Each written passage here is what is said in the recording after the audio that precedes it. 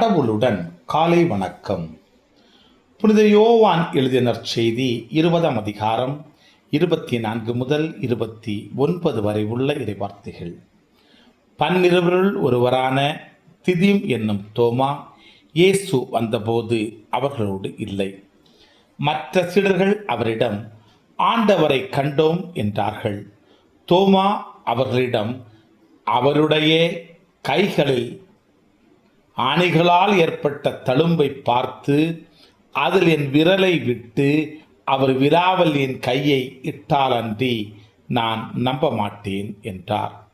8 நாளுக்கு பின் அவருடைய சீடர்கள் மீண்டும் உள்ளே கூடியிருந்தார்கள். அன்று தோமாவும் அவர்களோடு இருந்தார்.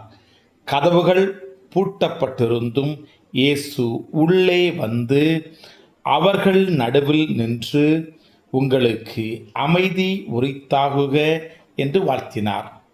பின்னர் அவர் தோமாவிடம், இதோ என் கைகள், இங்கே உன் விரலை இடு, உன் கையை நீட்டி என் விலாவில் இடு, ஐயம் தவிர்த்து நம்பிக்கை கொள் என்றார்.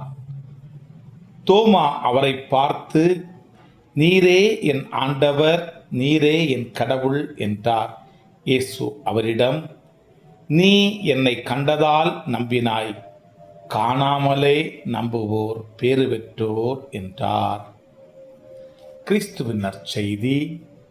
இந்த நாள் இனிய நாளாக அமைய வாழ்த்துக்கள்.